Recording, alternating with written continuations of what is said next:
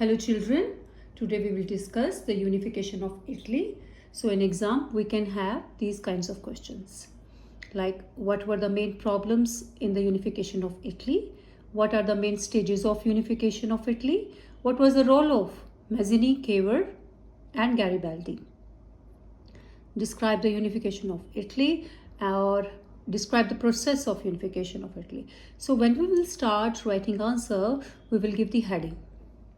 And then we will write the answers in points.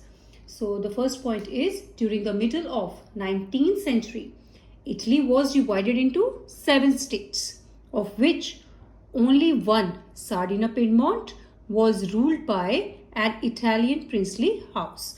सिर्फ सार्डिना Piedmont ही है जिसपे कोई प्रिंसली हाउस है, ठीक है. बाकी सारी 7 स्टेट्स में डिवाइडेड है सारा इटली, तो हर जगह अलग अलग एम्पायर है. तो आगे पढ़े. द नॉर्दर्न रीजन्स, ये जो नॉर्थ पार्ट है, were governed by the Austrian Habsburg empire. The central regions by the pope, ये जो सेंट्रल है papal state, it was governed by pope.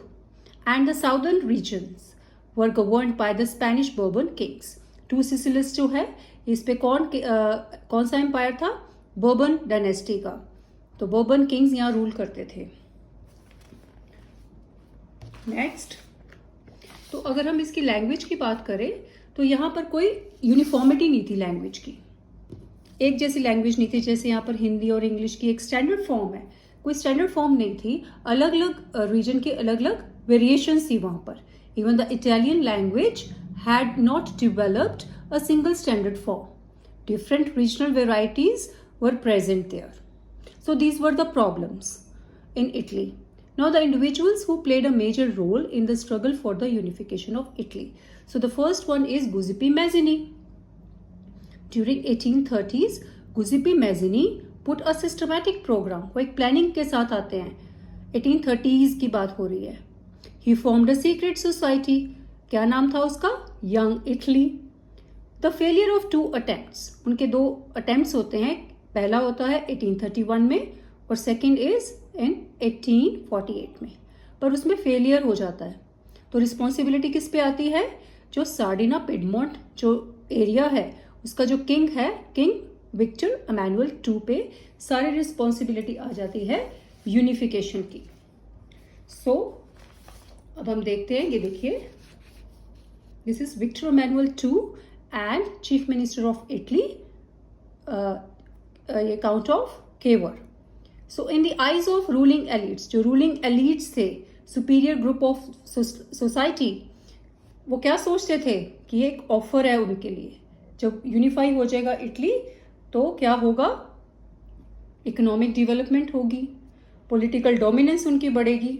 So in the eyes of ruling elites this would offer them economic development and political dominance. So let's see his contribution. He was neither a revolutionary, ना तो वो एक क्रांतिकारी थे, nor a democrat. Through tactful alliance with France, succeeded in defeating the Austrian forces in 1859. जो northern part था उसमें उनको सक्सेस मिलती है 1859. As he was a good communicator in French language. French language उन्हें बहुत अच्छी तरह से आती थी, तो उनके अच्छे रिलेशंस थे. तो उनके साथ वो अलायंस करते हैं फ्रांस के साथ और वो सक्सेसफुल हो जाते हैं जो नॉर्दर्न एरिया है, ऑस्ट्रियन फोर्सेस है, उनको हराने में. तो अब हम देखते हैं contribution of Giuseppe Garibaldi. This is the picture of Giuseppe Garibaldi. Apart from regular troops, उनके पास अपने सिपाही भी थे, अपने जो सेना थी उनके अपनी इटली की. A large number of armed volunteers who take part without being paid. Volunteers कौन होते हैं? जो बिना पैसे के, बिना किसी पेमेंट के हेल्प करते हैं. Join the fray, जो फाइट में उनके साथ जुड़ गए. Volunteers. In 1860, they marched into South Italy, the kingdom of 2 Sicilies. तो जो kingdom of 2 Sicilies है उसमें वो मार्च पास्ट करते हुए अपना पहुंच जाते हैं. Succeeded in winning with the support of local peasants. जो वहाँ के किसान हैं, लोकल किसान हैं, उनकी हेल्प से उनको सक्सेस मिलती है उसको हराने में. And drove out Spanish rulers, और वो स्पेनिश रूलर्स को वहाँ से भगाने में कामयाब हो जाते हैं. In 1861, Victor Emmanuel II was proclaimed the King of United Italy. तो 1861 में क्या होता है, विक्टर एमेनुअल II को अनाउंस कर दिया जाता है. Proclaimed means announced the king of United Italy.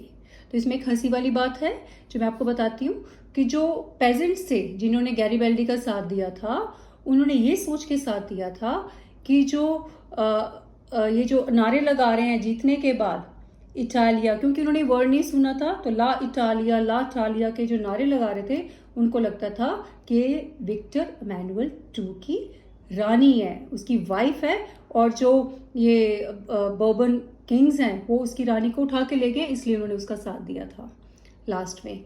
So thank you for watching this. और अगर फिर भी कोई प्रॉब्लम है, कोई भी आपको चीज़ नहीं क्लियर हो रही है, प्लीज़ लेट मी नो.